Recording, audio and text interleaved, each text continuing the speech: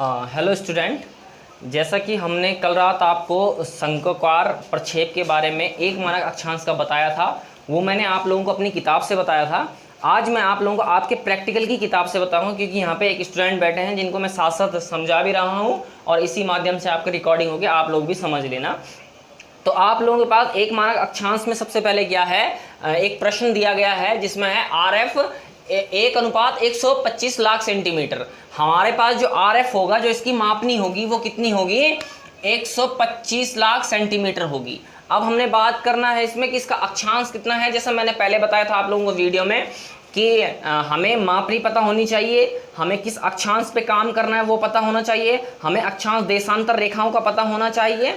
तो इसमें क्या है, जो अक्षांश है वो 60 डिग्री उत्तरी अक्षांश है। फिर हम विस्तार की बात करते हैं, इसका विस्तार कितना है? 30 डिग्री उत्तर से 75 डिग्री उत्तर अक्षांश तथा 60 डिग्री पश्चिम से 60 डिग्री पूर्व देशांतर। इस देशांतर में हमने इसका क्या करना है, काम करना है, जो हमें प्रक्षेप बनाना है। और इसका अंतराल भी, जैसा मैंने कल रात आप लोगों को बताया था कि अंतराल कितना होगा, सबका 15 ही होता है, क्योंकि अक्षांश और देशांतर रेखाओं के बीच का जो अंतराल रहता है वो 15 डिग्री रहता है। तो इसको भी हमने 15 डिग्री पे ही बनाना है। अब बात कर लेते हैं इस प्रश्न की, कि मैं आपको चित्र के माध्यम समझाऊंगा कि प्रश्न कैसा है। ये इसकी रचना विधि नहीं होगी जो मैं बनाऊंगा, रचना विधि लास्ट में होगी जिसको हम बताएंगे। अभी मैं प्रश्न समझा देता हूं कि हमने करना क्या है।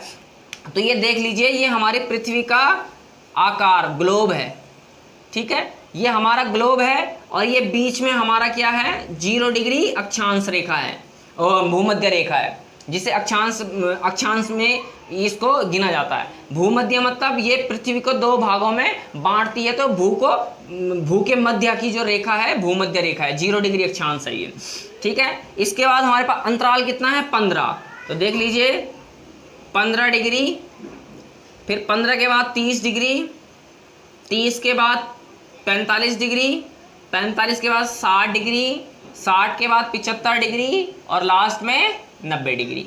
सेम नीचे भी ऐसे ही आएगा। यहाँ पे इसको लिख लेते हैं 15 डिग्री, 30 डिग्री, 45 डिग्री और 45 के बाद 60 डिग्री, 75 डिग्री और 90 डिग्री।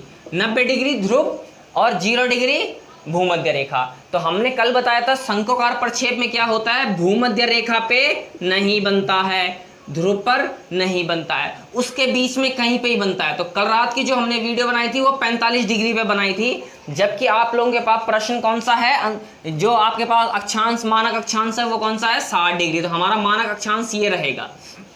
अब हम देख लेते हैं कि विस्तार क्या बात कर रहा है। तो हमारे पास कल्पना कीजिए कि ये हमारे पास क्या है, देशांतर रेखाएं हैं, ठीक है,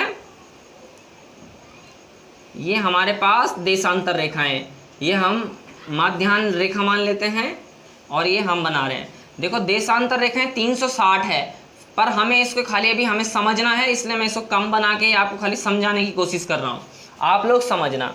अब हमारे पास ये बता रहा है, जैसा मान लो कि हमारे पास जो ये बीच वाला है ये 60 है और ये 0 डिग्री है, और ये माना बात ये वाला 60 है और ये वाला 60 है। तो इसका विस्तार कितना है, 30 डिग्री उत्तर से 75 डिग्री उत्तर। अब देख लीजिए, उत्तर हमारा ये हो गया, ये दक्षिण हो गया, तो 30 डिग्री उत्तर से 75 डिग्री उत्तर। तो हम माना बात यहाँ से शुरू कर लेते हैं, ये 60 है, इसको पकड़ लेते हैं, 30 डिग्री उत्तर से 75 डिग्री उत्तर, ये देखो यहाँ तक, और 60 डिग्री पश्चिम से, तो ये कितना डिग्री है, 60 डिग्री, 60 डिग्री पश्चिम से 60 डिग्री उत्तर तक। जो हमारा प्रक्षेप बनेगा वो इस लाल रेखा के अंदर का प्रक्षेप बनेगा। मतलब प्रक्षेप होता क्या है, पूरी पृथ्वी का आकार तो बनाना नामुमकिन है, तो इसलिए हम किसी किसी भाग का हम क्या कर लेते हैं, जानकारी लेने के प्रक्षेप बनाते हैं। अब हम इसमें क्या करेंगे कि शंकु को रखेंगे। देखो अब हमने शंकु क्या बता रखा है कि शंकु कहाँ पर स्पर्श करेगा, जिस मानक पे हमने बनाना है। तो हम किस मानक पे बना रहे हैं, 60 पे बना रहे हैं। तो हमारा शंकु कहाँ पर रहेगा, यहाँ पर रहेगा, और इसका जो केंद्र है वो कहाँ रहेगा, ध्रुव के ऊपर। अब माना बात हम यहाँ से प्रकाश डालते हैं, तो ये जो जाल है, ग्रिड है, भूग्रिड, ये पेपर पे छपेगी और पेपर पे हम ड्रॉ करेंगे, फिर इसको खोलेंगे तो ये हमारा क्या बन जाएगा, प्रक्षेप बन जाएगा, ठीक है, यहां तक आप समझ गए हैं कि हमारा प्रश्न क्या है, कि हमारा RF कितना है। ये तो हमारा जब हम स्केल बनाएंगे तो इस RF को मैं समझाऊंगा। फिर अक्षांश देशांतर का मैंने आपको बता दिया है कि ग्लोब में क्या होता है, अक्षांश देशांतर। ठीक है, अब हम आगे बताते हैं कि अब हम प्रश्न, वो तो मैंने खाली आपको अक्षांश और देशांतर समझाया है। अब हम बात कर लेते हैं इसको हल करने की। तो यहाँ से हमारा हल होता है, ये हमारा प्रश्न है। अब हमने इसको बनाने की विधि शुरू करनी है। पहले हमने इसकी मापनी बनानी है। तो देखो, ग्लोब का अर्धव्यास हमने बात कर ली थी। जो हमारा ग्लोब था, ये ग्लोब है, ये देखो, ये 4 बराबर भागों में बांट दिया। तो ये बोल रहा है अर्धव्यास। तो अर्धव्यास कौन सा वाला, ये वाला, ये हमारा क्या बनेगा, इसका अर्धव्यास। तो पृथ्वी का अर्धव्यास बराबर पृथ्वी का वास्तविक अर्धव्यास। कि जो पृथ्वी का वास्तविक अर्धव्यास कितना है, मैंने क्या बताया था, जिसको हमने सीधा सीधा कैलकुलेशन पे क्या कर दिया है, 635 लाख सेंटीमीटर। ठीक है, और RF का हर, RF कितना है हमारा, देखो ये है हमारा RF का हर, ये अंश है, ये हर है। तो हर कितना आ जाएगा हमारा, बटे 125 लाख सेंटीमीटर। ठीक है, अब हम इसको यहाँ पे करते हैं 635 30 बटे RF का हर हमारा कितना है, 125। अगर से हम इसको भागफल देंगे, ये कटा, ये कटा, ये कटा, ये कटा, ये सब कटेंगे। अब हम इसको भाग दे देंगे तो हमारे पास आएगा 5.08 सेंटीमीटर। निकल गया हमारा, मापनी हमारी निकल गई कि हमने जो अपना प्रक्षेप बनाना है वो किस मापनी पे बनाना है, 5.08 सेंटीमीटर पे। अब हम बात कर लेते हैं इसको कैसे बनाना है। तो पहले हम इसकी मापनी का ड्रॉ करेंगे कि मापनी के ड्रॉ होता कैसे है। ठीक है, ये हमारा स्केल निकल गया। अब हमारे पास क्या है, हमने 5.08 की हमने एक लाइन खींची। ठीक है, इस पे हमने 90 डिग्री का कोण पे एक लाइन खींची। अब हमारे पास क्या आ गया बिंदु, A, B और O। ठीक है, हमने ये यहाँ तक किया। क्योंकि हम इसको ऐसा क्यों कर रहे हैं, देखो आप लोगों के पास क्या है कि आप लोगों के पास ये पृथ्वी, जैसे मैंने पहले बनाया था, ये ग्लोब है, ये आप लोगों के पास, मैंने इस ग्लोब को आधा काट के बना रहा हूँ। ठीक है, किताब में ऐसा दिया है, बल्कि ये ऐसा ग्लोब है ये। तो ये हम अर्धव्यास की बात कर रहे हैं। अब समझ में आ गया ना, ये ग्लोब दिखाई दे रहा है आप लोगों को, और हमने किस पे काम करना है, अर्धव्यास पे। अब हमने इस प्रश्न के अनुसार क्या करना है, अक्षांश देशांतर उत्तर कितना, अक्षांश मानक अक्षांश कितना है। ठीक है, हमारा प्रश्न ये है, RF 1:125, अक्षांश हमारा 60 डिग्री उत्तर है, विस्तार हमारा ये है और अंतराल 15 डिग्री का है। अब हम इसको यहाँ से हल करते हैं। ग्लोब का अर्धव्यास पृथ्वी का वास्तविक अर्धव्यास बटे RF। पृथ्वी का वास्तविक अर्धव्यास मैंने कल रात बताया था, और इसमें हमारे पास जो निकला वो कितना निकला, 5.08 सेंटीमीटर। अब हम करते क्या हैं कि हमने एक पृथ्वी का आकार लिया। आप लोगों का किताब में ऐसा है, काम हमें अर्धव्यास पे करना है। अब हमारे पास मानक अक्षांश कितना है, 60 डिग्री। तो यहाँ से 60 डिग्री का एक कोण बना दीजिए। ठीक है, ये 60 डिग्री का क्या आपका कोण बन गया। ये हमारी क्या है, मानक अक्षांश। अंतराल कितना है इसमें, 15 डिग्री। कितना अंतराल, 15 डिग्री। ठीक है, अब इसको मिटा देते हैं। 15 अंतराल हमारे यहाँ पे कितना है, 15 डिग्री। अब हम इसको क्या करेंगे, चाप को खींच लेंगे। बन गया हमारा यहाँ तक पृथ्वी का एक भाग बन गया, 1/4 भाग बन गया है। अब हम इसमें क्या करेंगे कि यहाँ B से इस बिंदु का नाम देते हैं। ये 15 डिग्री है और ये 60 डिग्री है। ठीक है, हमने इसको दे दिया D पॉइंट और इसको दे दिया C पॉइंट। ठीक है, तो B और D के बीच का हमने माप लेना है डिवाइडर से। हमने माप लिया और यहाँ पर हमने उस माप के अनुसार चाप काट दिया। जो चाप हमारी C रेखा को कहाँ पर काटेगा, यहाँ पर काटेगा। इस बिंदु को नाम दे दो E। ठीक है, और इसके बाद यहाँ से आप क्या डाल दो, एक लंब डाल दो, ये बन जाएगा F। ठीक है, हमारा ये कंप्लीट होने लग गया है। अब हम इसके बाद क्या करेंगे, यहाँ पर हम 90 डिग्री का कोण बनाते हुए एक लंब लेंगे। ये लंब हमारा ऐसे जाएगा और इस लाइन को थोड़ा एक्स्ट्रा बढ़ाने हैं, या पहले इसको एक्स्ट्रा बढ़ा देना है, ये यहाँ पे कटेगा जिसको हम पी पॉइंट मान लेंगे। ठीक है, आपका स्केल क्या हो गया, यहां तक कंप्लीट हो गया। ठीक है, अब आगे इसकी बात करते हैं इसका प्रक्षेप कैसे बनेगा। तो देख लीजिए, मैं इसका बता देता हूं सरल तरीके से प्रक्षेप बनेगा कैसे। ये हमारा स्केल हो गया है।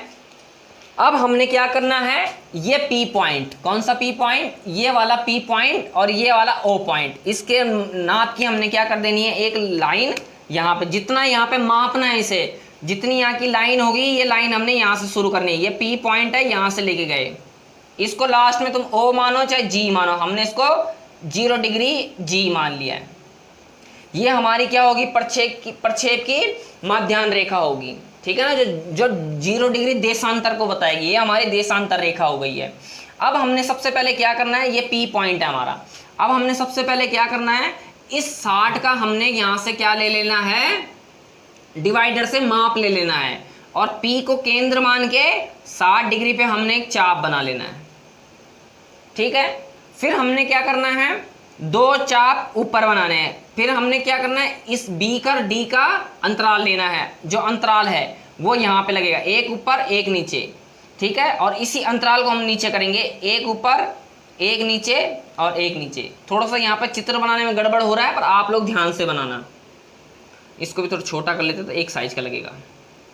ठीक है ना, ये माना। फिर इसमें हमने P को केंद्र मान के चाप ले लेना है, फिर 3 यहाँ नीचे भी हमने चाप ले लेने हैं। ठीक है, अब हम क्या करेंगे, जो हमने E और F जो हमने लंब खींचा था, इस लंब को डिवाइडर से हम क्या कर लेंगे, ले लेंगे, और मानक अक्षांश रेखा हमारी कौन सी है, ये वाली है 60 डिग्री। तो अब हम इसमें 4 इधर मार लेंगे, इस वाले E और F को 4 इधर मार लेंगे और 4 इधर मार लेंगे, और अब P से इस पे लंब डालेंगे।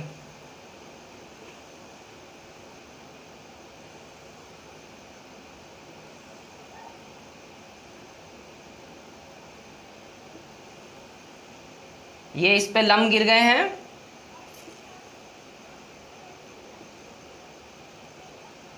अब जो हमारा एक्स्ट्रा लाइन है उसको आप लोग अपने रबड़ से मिटा देना।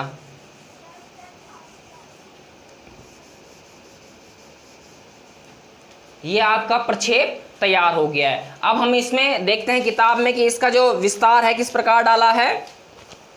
ये एक मानक वाला अक्षांश है, ये बार बार आप लोग ध्यान रखना कि एक मानक अक्षांश पे किस प्रकार से इन्होंने ये डाला है। तो अंतराल हमारे पास कितना है, 30 डिग्री का है, 15 डिग्री का अंतराल है। तो ये 0 है, ये 15, ये 30, ये 45 डिग्री और ये 60 डिग्री।